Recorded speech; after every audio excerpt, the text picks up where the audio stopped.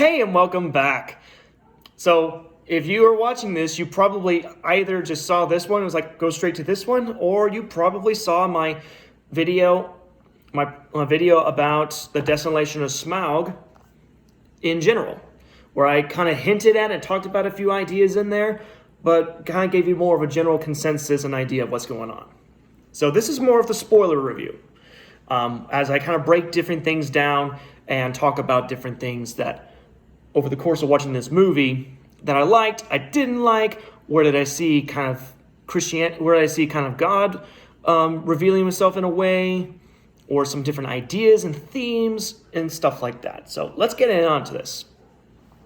So the movie starts off not necessarily with Bilbo and Thorin continuing their journey. We get a little bit of a prequel scene, if you will, or not prequel, prologue scene, where it shows Thorin Oakenshield going to Bree. Now, people who are watching this and haven't seen any Lord of the Rings, Bree is a small town that you get introduced to in Lord of the Rings. It's a little bit more important in that one. But it's basically just a town for men, and Thorin ends up going into this place, just traveling, and Gandalf happens to stumble upon him and takes a seat, which you find out that he intentionally showed up to talk to Thorin. He didn't stumble upon him. And so there, Thorin and Gandalf go back and forth. They talk about Thorin is looking for his father, who went missing in the previous movie, because in a flashback it showed that Thorin's grandfather got killed in battle, and his father actually went missing when he was about to go and fight against the Pale Orc, Azog the Defiler, which was the orc that chased him in the last movie, that Thorin cut his arm off. And so they kind of talk about that and allude to the whole thing about rings of power again, which means Gandalf is still kind of paying attention. He's like, whatever happened to that one ring? It's like, what happened to that ring that your grandfather had, now your dad has? You have an idea what happened to that ring? And so it kind of leads into that, but they discuss that Gandalf is the one that kind of instigated the whole idea about going on this quest and telling Thorin's like, take back your homeland. And Thorin's like, it's like, yeah, and what's your plan on that? It's like, you need to get an army behind you, and you can take and fight the dragon. And Thorin's like, I can't do that because all the other dwarves, all the other kingdoms of the dwarves have sworn allegiance not to a king, but to anybody who wields the king's jewel, the Arkenstone, which was introduced in the last film, but this is a little bit more where the Arkenstone becomes more important. Because again, the Arkenstone was considered giving the king the right to rule. So, ends up that Gandalf offers his help and basically says that we need a burglar to get it. And that's where we speed up to where we left off with the last film. Bilbo, Thorin, and Gandalf and the rest of them are conveniently still on the run from the orcs right after the eagles just dropped them off. But I guess that they were just being a little bit more aware, and the Azog and the orcs could have easily tracked them. So who knows? But it ends up that the orcs aren't the only thing that are out there that Bilbo and them have to worry about. There's also a big giant bear that's out there, and ends up that at Gandalf's advice, they end up going to a house, a very large house, and after being chased by this bear, and they find out that the big bear that chased them is their host. So we get introduced to a character by the name of Beorn. Now, Beorn is a very large man, like very large, not quite like, he probably, if I were to guess, he may be like 9 feet tall or something like that. I don't know. They don't never quite clarify how big he is. But he has this ability that he can be this big, strong man, but also he can shapeshift into a very large black bear. So he's a shapeshifter, or they say skin changer, but he's a shapeshifter, technically. Which, again, I'm not proposing anything like this is okay or anything. I mean, this guy's a good guy, but again, I don't support necessarily the whole shapeshifting bit. But in the theatrical cut, they cut a ton of stuff from Beorn because it just mostly showed Beorn, and he's just talking to him and says, like, I will help you because I don't like orcs. sort of thing. While in this one, we actually get more of an introduction to him where it kind of replays a scene that comes straight from the book of Gandalf and Bilbo introducing themselves, and then over time, they're introducing the dwarves two at a time, not to startle Beorn, because if he gets startled all of a sudden, he could turn into a bear and kill somebody.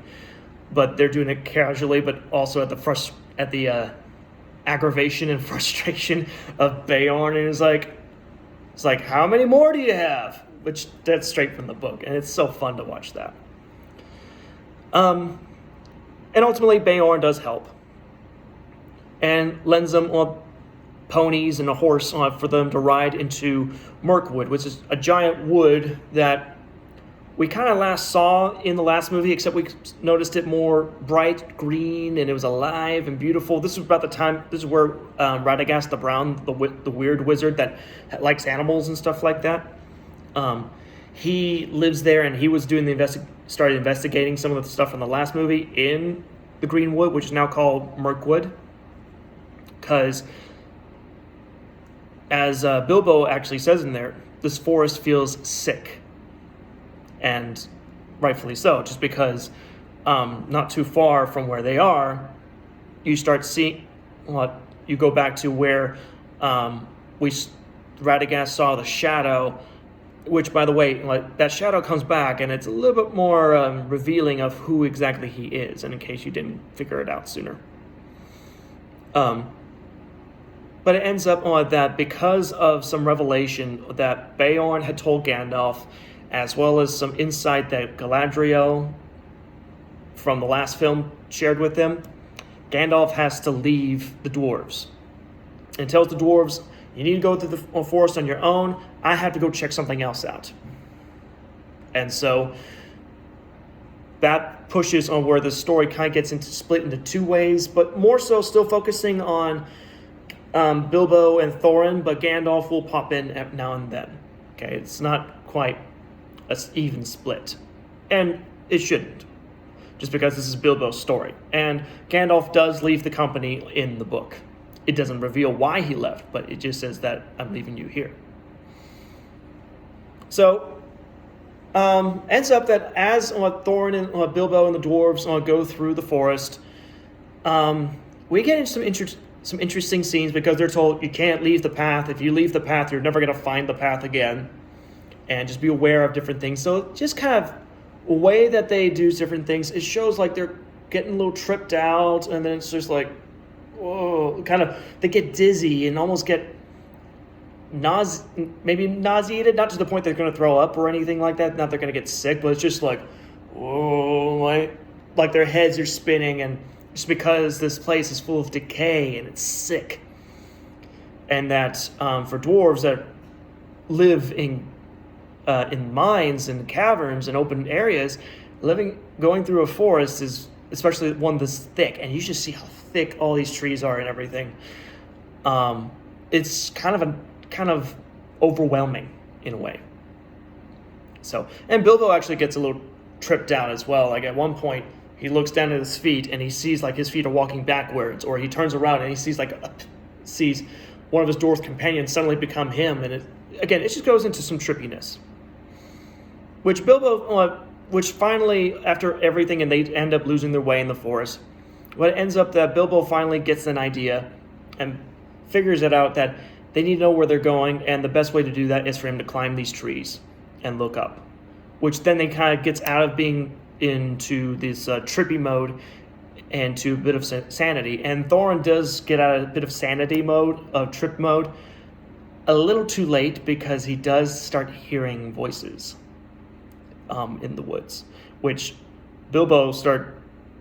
unfortunately, and you can, if you watch the movie, you get an idea of what exactly those voices are maybe coming from, because not only do you hear little bits of chatter going on, but Bilbo did hint at something, kind of awake and stir something when he was kind of tripped out, and he just goes to some very obvious spider webs.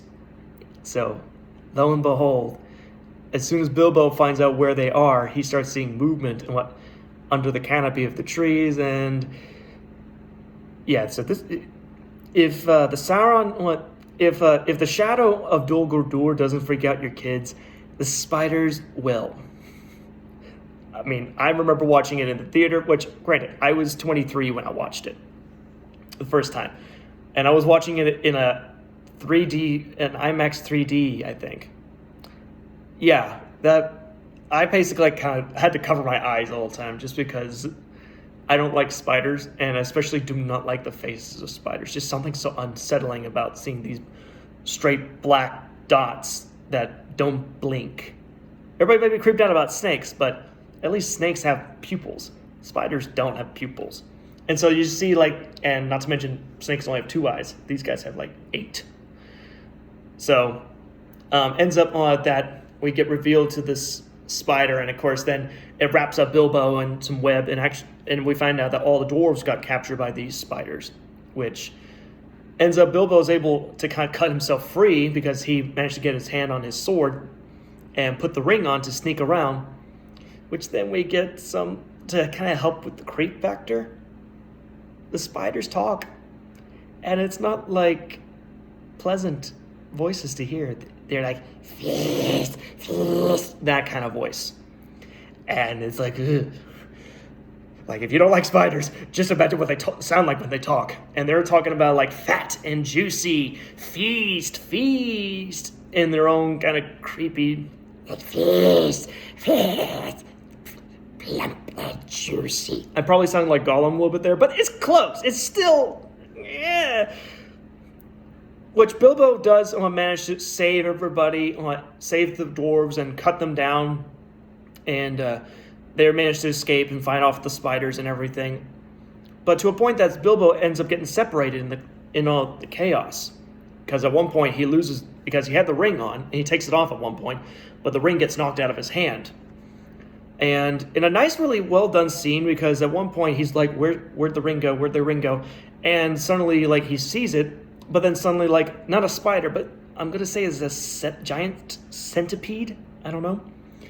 Anyway, just pops out right where the ring is. Not necessarily maybe going to grab it, or maybe it's just going to go and try get Bilbo. Who knows? But ends up Bilbo goes full-on berserk on the centipede, just hacking it to death, ultimately, and then suddenly just picking up the ring and saying, mine. And then just kind of looking at it and everything, he realizes that what he just did and how he behaved. And to a point he's just kind of shocked at his own behavior. So he's becoming a little bit aware of maybe how possessive he's becoming of this ring, or how this ring is making him become more possessive, which I like that. It alludes to kind of what he may have seen with Gollum in the last movie, and what we ultimately will be seeing, not necessarily within these, because that's the only moment we ever get to see of Bilbo being possessive of the ring, honestly, which I kind of wish we had a little bit more to do with that. But again, the ring is not the most important thing in this whole story. But we do get to see a little more about that in Lord of the Rings. So it ends up that the dwarves, while they're fighting, they end up kind of fighting off the spiders, but they also do get captured by the elves that live in Mirkwood, who, lo and behold, here comes big cameo moment, Legolas from Lord of the Rings shows up, which Legolas is a major player in the Lord of the Rings trilogy. Not necessarily he's a groundbreaking character, but he's a very memorable and popular character from the movies, just mostly because of the action sequences. But this is where he lives. And so he's a lot more hostile and not welcoming of strangers, especially dwarves. And we get a nice little moment between him and Gloin, who ends up being the father of Gimli. So we get that, and Legolas basically escorts all of these dwarves and captures them for his father, who is the king of that area, known as Thranduil. We saw Thranduil last time in the last movie in the prologue, because he was the elf king that was paying homage to Thorin's grandfather, but apparently that there were some issues between Thorin's grandpa and Thranduil, just because there was a dispute about wealth and stuff. And at one point when Thorin's asking for help when Smaug had attacked, Thranduil basically had his army at the ready, but ends up turning around because he didn't want to sacrifice his own men to face the dragon. And so ends up we get a really good scene between Thorin and Thranduil, while Thranduil is willing to cooperate with Thorin by letting him go. In return, he wants these jewels, these gems that he says are rightfully his, and they probably are. But Thorin, holding up his prejudices, especially towards elves, and especially towards this guy, because he was the one that really started the issue with him, does not trust Thranduil and basically insults him in his own kingdom, in his own hall, in his own great halls, to a point that Thranduil isn't happy, and basically says like, well, if you won't cooperate now, then maybe in 100 years you will, because I can wait, because elves are immortal, dwarves age slowly, but still, they will die of old age at some point.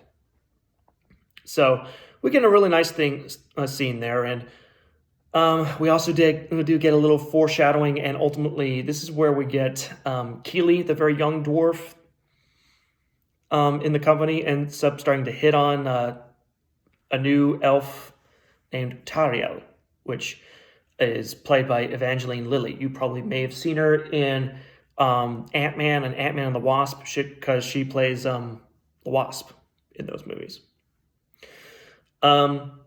So he hits on her in a way, it's like, because it ends up like they were searching for weapons in them and removing weapons, and he says like, aren't you going to search me? I could have anything on my trousers. Or nothing. It's like, oh. So that's like pretty bad, and ends up that while Keely's all locked up and everything, Tariel and him have a little scene between each other that's supposed to kind of hint at like they're starting to like each other or something. I don't know. It's just kind of very forced, in my opinion. Like they start talking about like, oh, I go up sometimes and I look at the stars, and it's like, I've seen a fire moon once. Love? I don't know about that. Anyway, but one other thing I would like to, what I noticed as well, and it kind of alludes to something else that comes up regarding Thranduil, the king of the elves, is that he's talking to Tariel, who Tariel is the captain of the guard. And it ends up that he's like, I ordered those spiders destroyed a while back, and she says, like, we did destroy them, but they keep coming back. Now, if we went further south and wiped them out at the source, we probably would have no problems. And he's like, I want you to focus on my borders, my land alone. Other lands don't concern me and everything, which kind of gets into a bit of an issue here. That Thranduil is so prideful, that Thranduil in a way is so prideful of his own immortality, and that his legacy will last forever, and that everything in his kingdom will last forever, that he will not take a chance and risk his own people or his own life for the sake of others. That he's very self-centered and prideful of his power, in a way. Not necessarily like he's going to be evil or anything. No, just more so that he doesn't want to get involved. And that he will only get involved if it involves his own people, his own borders, per se. And the only thing that, in regards to these jewels, these gems, we don't really know per se, but we may have an idea that maybe these gems may have belonged to his wife, maybe. So, who may have died at some point, we don't know. But apparently these gems that Thorin's grandpa took from him were important to him, probably on a personal level. So they probably belong to a loved one. So he's focused on himself and his kingdom. He doesn't look at the big picture. Compared to Tariel, who has the right idea. It's like, we need to deal with this at the source, which is probably a very important thing to remember, that if you have issues, if there are issues going on, you need to go straight to the source and to the root issue. Because if you just deal with the little bits and here and there, it's not going to lead you. You may get some relief, but it's not forever. You have to go to the source. You have to go to the root of the problem and ultimately deal with that. And that's something that a lot of times some people don't deal with it, whether that was some past hurt, some trauma, and other things like that. So that may be something that Thranduil may be dealing with, that he doesn't want to deal with the root of issues because he's been hurt before, and he will only deal with just the little things. And that's something that we need to remember as well, that the root issue oftentimes is the issue we have to deal with. Instead of dealing with the, if I were to use a little plant analogy, we have to deal with the root. Instead of trying to mow off and chop off all the leaves and the flowers of that, we have to deal with the root if we're going to kill a weed, to kill the issue, which is causing problems in our own lives. So, anyway, so it ends up that Bilbo did sneak into Thranduil's kingdom while he was wearing the ring. And actually, again, this movie actually kind of brings Bilbo a little bit more, it makes him more involved compared to the last one. The last one, I mentioned that he was a bit more of a witness, that he just kind of saw things and he was there, which at times can be a bit of an issue with these movies in general. There are moments where he's a witness, but I think with the fact that Gandalf is not there, and that it's mostly just Thorin and Bilbo and the company, Bilbo gets a lot more time to shine. And in fact, in the book, these are probably where he really starts to shine the most. Bilbo's already kind of proven himself to Thorin by saving his life from Azog, and basically saying that, I think of my home, because that's where I belong. You guys don't have a home, and I will help you get yours if I can. So that kind of helped alleviate some issues between Thorin and Bilbo. But this is when Bilbo really starts to prove himself immensely to Thorin and to the rest of the company.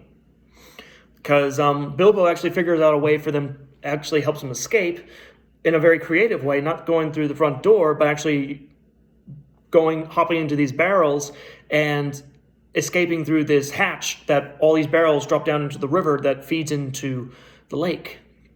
And so, which I love the scene where they all just kind of are like, we're in the cellars, and it's like, no, get in the barrels. And I love that scene. I love just kind of them all hopping in, and like Bilbo's like, please, please, and Thorin's like, do as he says, and then it's like, so what do we do next? And it's like, hold your breath. And it's like, hold your breath, hold your breath, whoa, and that just dropped. So, and that's a fun scene, and just even like Bilbo forgetting that, the issue with my plan here is that I forgot to get myself into a barrel. So, and I love that. That's actually good humor.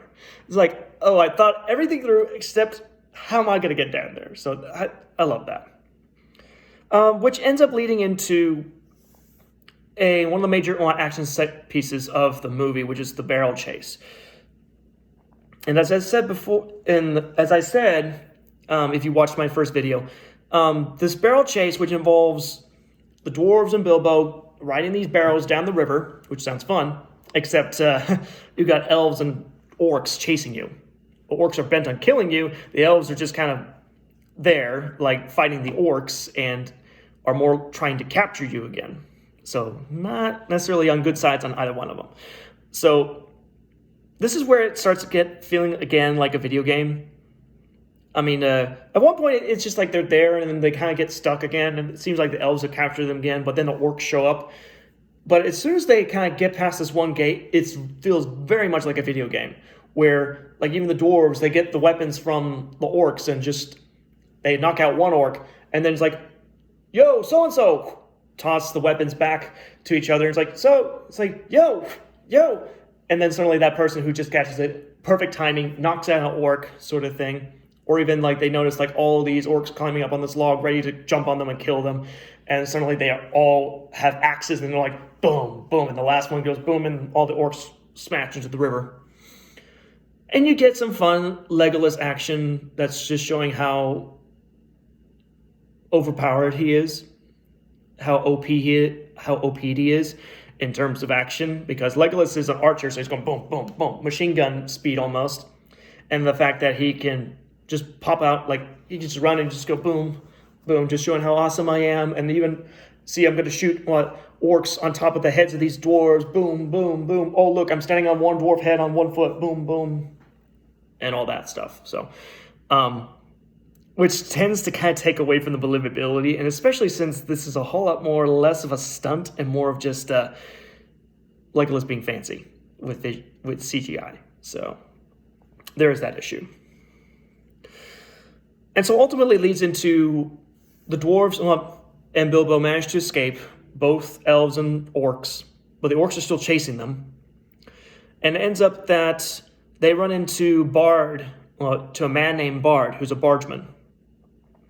And this is when we start going into Lake Town, which is the trading town, the merchant city that's near the Lonely Mountain. So they're almost to the Lonely Mountain, but they have no weapons, they have no gear, or anything like that. And if they're going to be dealing with a dragon, they need to get their gear. So it ultimately leads up to Bard and the dwarves make a deal, and it ends up that Bard has a bit of a history of his own where his ancestor was the one who lived in the town that was attacked by Smaug the dragon before the dragon took the mountain. And it ends up that his ancestor was the lord or the keeper of the city that was destroyed by the dragon and was trying to shoot the dragon down, but failed. So there's a bit of history regarding this guy, and he doesn't want to have anything to do with this dragon because it's already kind of gave him a bad reputation for his family, for his bloodline in a way. So kind of a generational curse in a way, not a true one per se. But there's a lot of history there that leaves a bit of a bad taste in some people's mouths, especially somebody like Thorin, maybe. So it ends up that we find out that this town is a small town, but most of the people there are struggling, apparently, despite it being a trading town, a trading post, because the Master of the Lake is a very wealthy, self-centered, prideful individual, and he has a right-hand man named Alfred, who is a unibrow, who ends up being he is the Jar Jar Binks. If you've seen the prequels, you know who I'm talking about, but he's the Jar Jar Binks of this Hobbit trilogy. Because he does serve a bit of a purpose in this first movie, but the next one, which we'll get to sometime, he really, really does not work in that sense. So anyway, so it ends up that there's a little bit of politics going on here, where just basically you have your rich diplomat who's like, the commoners are always ugly. Oh, it's like there should be laws refusing. It's like they want an election. Oh no! It's like no. It's like how dare they try to be something more when they just all they do is complain. That sort of kind of thing, and especially in current times, you could probably pick up on some ideas. Now, granted, this was filmed in like 2012, 2013, so probably not as bad. And granted, this was in New Zealand, but you could probably see some parallels today regarding politics. So, where like the Master of the Lake has nobody likes him because he's wealthy and he's snobby and everything, and everybody that works for him, such as all the guards and Alfred, they all work for him, and nobody likes them either. While Bard, who's just a man who has 3 kids, who's a widower with 3 kids, who's trying to make a simple living to try to raise his family. Everybody tends to like him, but apparently he has the sway of the common folk. He's a champion of the common folk, apparently. Which he has no illusions of wanting to be a leader or ruler or anything like that. He's just living his life wanting to do what's best for the people around him, but not in a way that he's commanding or leading. So it ends up that the dwarves show up because of Bard, and end up that they end up getting caught by the Master, and so they kind of say like, because after Bard has basically said like, you guys can't leave yet, the dwarves had enough, they got to get there because they're on a time crunch. So now they run to the Master of the Lake and basically say like, are you going to help us? Are you going to help us get to the mountain, and so that way we can defeat this dragon and share the wealth of our mountain with you guys again, like it used to be? Which everybody's like, oh, yes, yes, please, please. And Bard is terrified. He's like, you're going to only bring death and destruction to us all. And nobody can see. And you're following Thorin, who can see no further than his own greed. And which he's rightfully so. But still, there's a little bit of interest here that, yes, we want Thorin to go to the mountain and face this dragon and everything. And beat it, hopefully. But somebody else is looking at the other picture and being a little more dreary. Instead of facing down his past and facing his fears, he's trying to elude people. It's like, have you forgotten this? Have you forgotten that? And so this is where it kind of, in terms of like, do you face your fears? Do you face, do you try to break the general curse and stuff like the generational curse? Or do you let what happened in the past define and kind of hold you back? So it's a little bit that way. And ultimately, the Master of the Lake does say, like, I will help you, Thorin Oakenshield. But he's not doing it for the sake of he's a good guy. He's doing it because I want that money. And I will help you get there. And if anything, you get to go to the mountain. And if you beat the dragon, I'll stand to get a good profit. But if the dragon eats you, well, you're not my problem anymore. So he's not a very virtuous person. And so it ends up that one thing I forgot to mention earlier was that Keely, that one of the dwarves, Keely, the young one that ended up flirting with Tariel, the elf, ended up getting shot with a poisoned arrow. And so over time, we just kind of start seeing him kind of deteriorate in his condition and get sicker and sicker. To a point that when even Thorin is about to go, when Thorin and the rest of the company have to get going, he has to tell Keely to stay because he's going to hold him back. So this is where we start seeing Thorin slowly start drifting towards greed and not quite madness per se, but he's more driven and focused on his goal, but almost to a point that he's kind of ignoring the people around him. Like, he's trying to do this thing, and he's constantly telling himself that he's not his grandfather who fell into madness. But over time, he's still pushing people away, like his own nephews, which Feely and Keely are his nephews. And so it ends up that Keely, Feely, and two other dwarves end up staying in Lake Town, while the rest of them go to the mountain. And so, but Thorin starts kind of slipping into madness. So that honorable personage that we've seen thus far starts kind of shifting, where he's starting to become a little bit more self-focused in a way. Now, throughout this whole thing, you're probably like, okay, when are you going to talk about Gandalf? Gandalf does come back. Now, Gandalf was sent to go investigate these tombs that ultimately belonged to the Ringwraiths. If you remember the Ringwraiths, they were kind of the black-cloaked individuals from the first Lord of the Rings movie that rode on black horses, or in the later movies of Lord of the Rings, rode on those weird dragonish lizard things. They're not dragons per se, but close enough.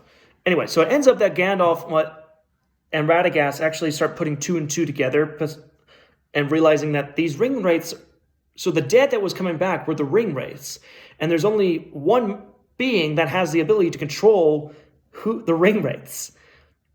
And so Gandalf is finally starting to figure out, like, this enemy, this necromancer, isn't a human sorcerer or anything. This is possibly the big bad of Lord of the Rings, the Lord of the Rings himself, Sauron. But they don't say his name until ultimately we actually know for sure it is. So it ends up that Gandalf tells Radagast, go get Galadriel and everybody else. I'm going to try to face this necromancer myself. And ends up that, in a way, you can kind of think about it in that he's being prophetic and stuff, but again, he's using magic, so I'm not alluding to it. But he is basically saying, like, my enemy, reveal yourself from your spell of concealment and face me, sort of thing. And I would think that's something that prophets and believers in Christ, especially on those that are filled with the Holy Spirit and really are really led by the Spirit what can do, because we are called to discern and cast out demons. And that not just in people, but also in locations at times. And in fact, speaking of casting out demons, Gandalf ends up running into, of all people, Thorin's father, who had disappeared. But Thorin's father is like mad, and is just almost like a savage animal. But to a point that Gandalf's able to pin him down, and it's getting darker in here, I'm sorry. But it ends up that that we find out that Thrain, Thorin's father, there we go, get a little more light. Thorin's father was captured by Azog. Not killed per se, was captured. Main reason being, Thrain had one of the rings of power that were given to the dwarves a long time ago. But anyway, so ended up that when Gandalf pinned down Thrain, he actually was able to kind of bring him out of his madness in a way. Almost like doing his own not quite an exorcism, but just basically, he's muttering stuff. I can't understand him. He's probably saying some spell, but he is basically kind of casting out a demon in a way, a demon of a deaf and dumb, like a dumb spirit that's causing Thrain to be mad and everything. And just leads into suddenly Thrain can remember things, and slowly, but he's remembering things. And so, I mean, I like that scene, but we get a better one in The Lord of the Rings, and we'll get to it when we get there. But it ends up that we find out that apparently Thrain's like, no one must go to that mountain, because we find out that the dragon Smaug and what's later revealed to be Sauron are in league, that they're working together. And it makes a little bit more sense, especially in the extended cut, because in the theatrical cut, we don't see Thrain, but in the extended cut, we always see it's just like Smaug saying like the darkness is coming, and apparently it's like, how does he know that? Because he's been asleep for 60 years, apparently. Anyway, but Sauron reveals himself to Gandalf. At first, it's more of just a kind of a shadow in a way, which, again, that could creep out your kids. But then he ultimately reveals himself dramatically, where he actually starts walking. You get the outline of fire around him, and you see like a figure walking, a shadowy figure walking with the outline of fire. And ultimately captures Gandalf. So Gandalf gets captured by Sauron, and Thrain gets killed while they're trying to escape Dol Guldur. And so it ends up that we get.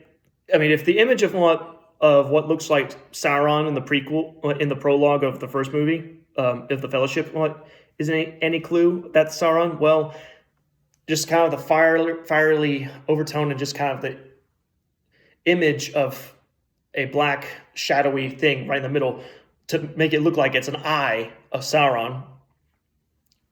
If that didn't give you the hint, then I don't know what will. But so we finally revealed that Sauron is back, and he's commanding on Azog and these orcs that have been gathering in Dol Guldur for war.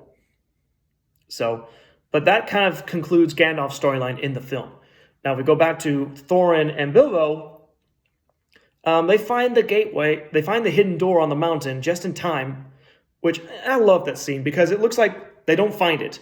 And while all the other dwarves have just lost faith and give up because the door doesn't open when the sun sets. Because the riddle says like the first light of Durin's Day, which is the first light of their new year in a way. And which to them it was the sunset. But it ends up, it's not the sun, it's the moon. But it's just like, Bilbo is like, I figured it out. Wait, come back. And he's like trying to find the key and do everything he can when he's trying to solve it, even when everybody else has lost faith. But then it ends up that they came back just in time, and they open the door. And from what I understand from how they filmed that sequence, because the actors didn't even get to see the inside of this hidden door, but when they walked in, they kind of let all the emotion and everything sink in. and made the scene what it is. And I just love it. Just like Thorin's like, I know these holes.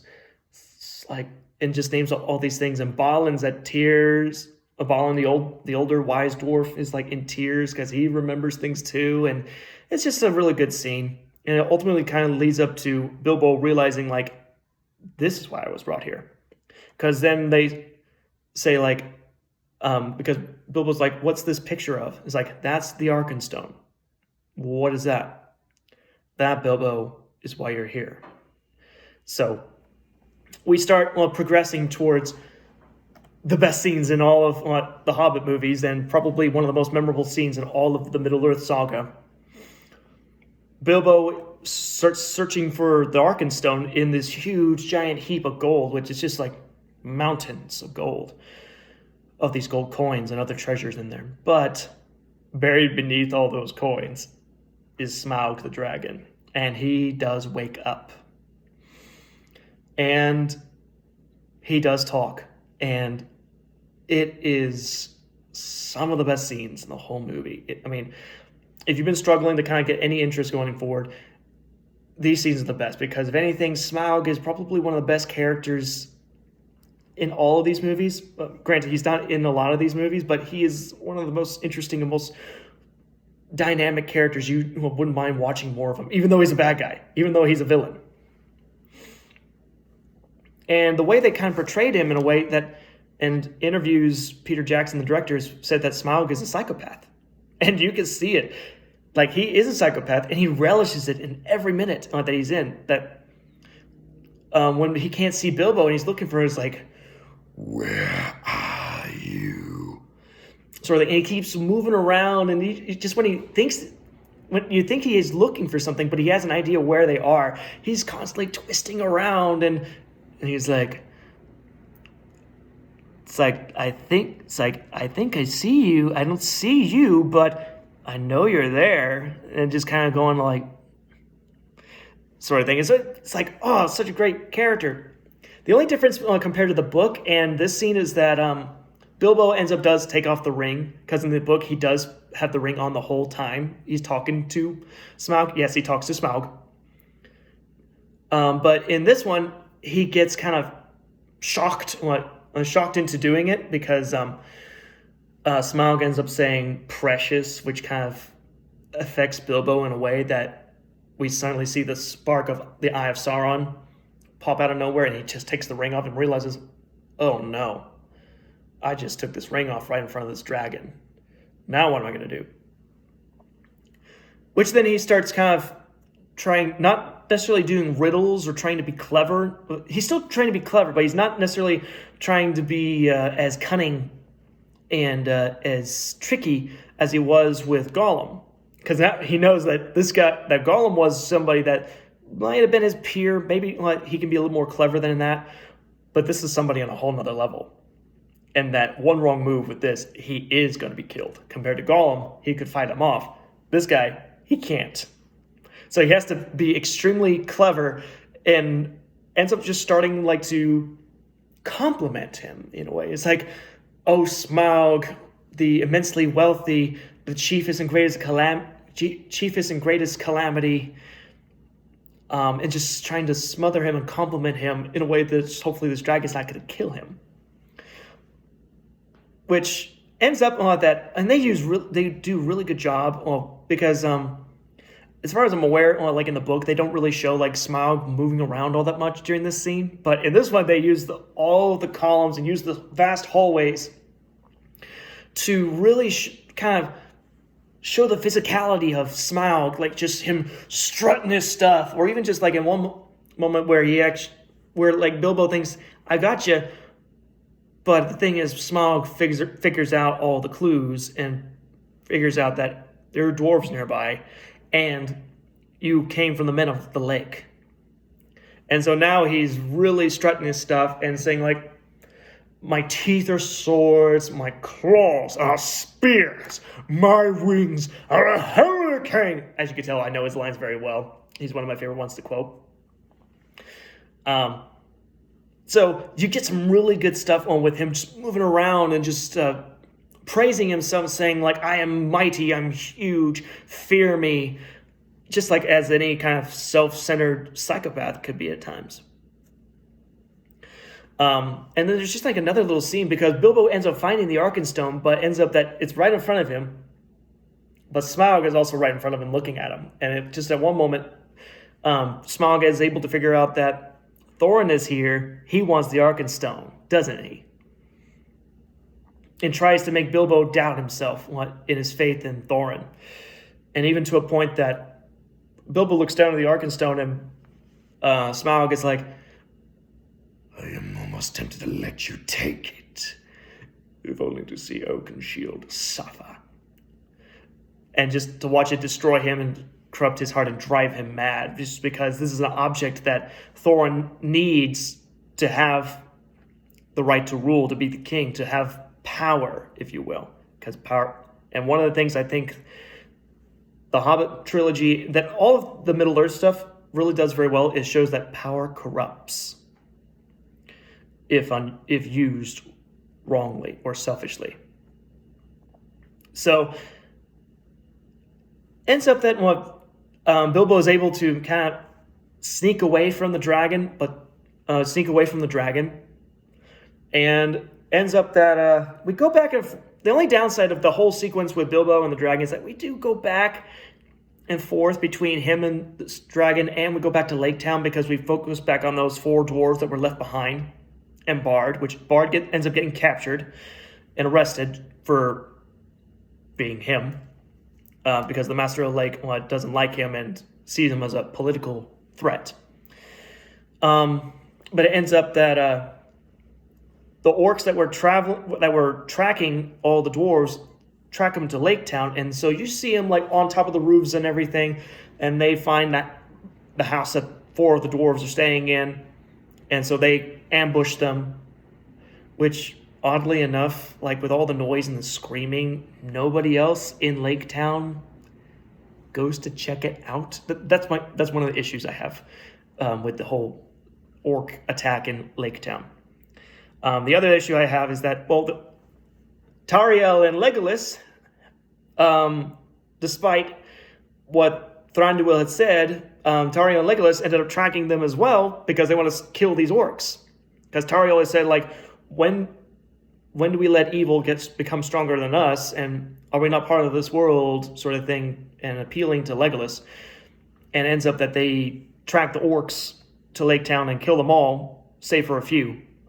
And so it ends up that while Tauriel sticks around to heal Keely, the dwarf that got poisoned, and basically I think that scene was just there to continue the whole little love thing and basically have Keely go, I love you, without saying it. It's just like, oh, you're so beautiful and I love you. And Tauriel's just like, And he's just like, yeah, which, again, why? While Legolas goes after the rest of the orcs and has a very quick, actually short little duel with the head orc that was leading the pack, which we find out his name is Bolg, who is Azog, the big guy, the big orc that had his hand cut off, who is, in my opinion, the primary antagonist of this whole story. Bolg is his son, which he's still big and he's uglier. But ends up that him and Legolas have a quick little fight, and to a point that Legolas gets kind of thrown around a little bit to a point that he's starting to bleed here, which, Legolas is bleeding. You made an elf bleed, who's always been so awesome. This means war, sort of thing. So it ends up that Legolas starts riding after Bolg when he's riding out of Lake Town in a way. But again, it focuses on that a little bit, and I don't like that as much. But then they go back to the Lonely Mountain, and it ends up that Thorin and the dwarves actually do start going in. We get a nice quick little scene to show, like, Thorin is starting to slip into madness to a point that he's actually starting to threaten Bilbo. Not verbally, but in a sense that Bilbo's like, we need to get out of here. And then suddenly, like, Thorin just blocks his way with a sword and turns it where the sharp edge of the blade is facing Bilbo, threatening him. Is like, where's the stone? Where's the Arkenstone? Of course, then he changes his mind as soon as, oh crud, there's a dragon there. So, and that kind of leads into some other issues I have. In the book, there is no action sequence involving the dwarves fighting Smaug. Most of it's because really what ended up happening was as soon as Bilbo snuck out, Smaug was enraged and everything, and actually broke through, went outside, and ends up that Bilbo was like, "We need to go inside now, get in the tunnel," because Bilbo basically had an uneasy feeling of knowing that Smaug was going to come outside and basically attack the hidden door, and so just to kind of protect him and the rest, the dwarves snuck inside and didn't engage the dragon at all. Here we get more of an interaction between Thorin and the dwarves and Smaug, which it's fine and dandy, but my only issue is that right after this huge setup of everything, like Smaug boasting about himself and actually seeing his physicality and how his menace, him getting outsmarted by it's like, I'm pinpointing on you, suddenly, whoop. It's like, oh, I'm going to get you, dwarves, squirrel. More dwarves, I'll get you, squirrel. Sort of thing. Or even just in a moment that he keeps missing what he's trying to bite at, or when he tries to burn something, and ends up getting talked into lighting these forges, which are going to be used in a plan that the dwarves are going to try to kill him with.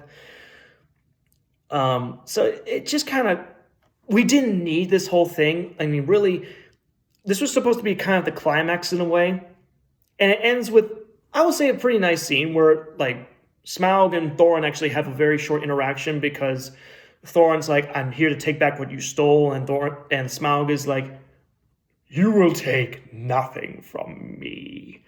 I am king under the mountain," sort of thing. And Thorin's like, "We will have our revenge," and basically reveals this huge golden statue, which was what they were kind of making in this whole fight sequence. But we find out this gold statue wasn't completely hardened. So it ends up that there's like maybe the exterior of it may have cooled off enough, but the interior is still full of hot gold. And so it starts falling apart and basically falls on top of Smaug, smothering him. And so they think, we won. But anybody who's known the book knows that Smaug doesn't die that way. And so he escapes and cries out, "Revenge! I will show you revenge." I'm not being accurate. So it ends up on that. Smaug busts out of the mountain and starts making his way to Lake Town to attack it. Because again, he figured out, because of Bilbo's riddles and little comments, that Bilbo and the dwarves came from Lake Town. And so now he's about to show Lake Town what it means to mess with him.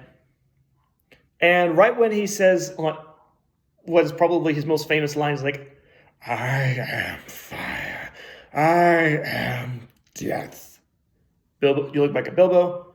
What have we done? Black. Roll credits. "Oh, misty eye of the mountain below, I see fire." Ed Sheeran song, which became a huge hit. So that it ended there. And you can imagine that some of us were like, "What?" Because they had a whole big scene, which is basically the intro to the Battle of the Five Armies, which is the kind of the opening scene of this. Why couldn't that be the climax? Because that climax would have really been nice and kind of would have concluded some story arcs involving Bard and the Master of the Lake and Smaug. You would have wrapped up Smaug all the way through, and you would have kind of left little things hanging out there in regards to Thorin and how he's slowly slipping into madness and stuff like that. But nope, it just ends there. So that's a bit of an issue there, the abrupt ending. But again, I enjoyed it for what it is. And you can probably tell what I didn't like with the whole little introduced love thing that's reminiscent of the Star Wars prequels, annoying characters like Alfred and even the Master of the Lake, or just how some action sequences feel like video games again, and the treatment of some characters that I love, like Smaug, into basically being outwitted at every turn, and stuff like that. So Yeah, I'd still recommend it. Now, in terms of just kind of some stuff just for parents to be aware of if you show this to your kids, and I know I'm really pushing this quite a ways, but if you're still here, just kind of just be aware that the same things I discussed last time that would be kind of creeping your kids out and everything are still there. I mean, you still got orcs in there, and one thing I forgot to mention that in these movies there are decapitations of orcs. So if that's an issue, then you might be aware of that. You need to be aware of that. But but the orcs may creep kids out. The spiders definitely, I would say, will creep kids out. I mean, they creep me out, and I was 23 when I first saw it, and they still make me uncomfortable at 7 years later. And also just kind of the shadow and the reveal of Sauron can make people, can kind of maybe give some uncomfortable nightmares and stuff like that, or even Smaug might give you nightmares just because he's dangerous and he's presented to be dangerous and he's always about to get you and stuff like that. So those would probably be some of the things that as parents to be aware of if you want to show this to little kids. I don't recommend this for little kids. I would recommend it for if your kids are probably closer to maybe 9 or 10, then it'll be okay, but little kids, no. So, but again, as I said in my little brief summary review, I probably would give this one about a 7, while the first movie was like a 7.5 for me. This one was more of a 7. So not quite as good, not quite as enjoyable as the last one in my opinion, but it still has some good stuff. Like Smaug is, all the scenes with Smaug, especially when he's talking and interacting with characters, I think are stupendous. And you get some really other good scenes as well mixed in. So anyway, I've rattled on enough, and I almost thought I didn't have as much notes, but no, I ended up talking plenty. So it ends up with that the next film is The Battle of the Five Armies, which is part 3 of The Hobbit, or part 3 of the Middle-earth saga. So definitely come and check me out when I release this. It should be relatively soon, since I have a little bit more time on my hands with it being the Christmas holidays. And hopefully, if anything, just continue to comment down below what your thoughts are. If you agree, disagree, just be civil about it. And be sure to like, subscribe, and share this video with others if you agree with it or just want to share it around. Again, I'm just starting this channel out, and any and all support is much appreciated. And I will see you in the next one. Talk to you later.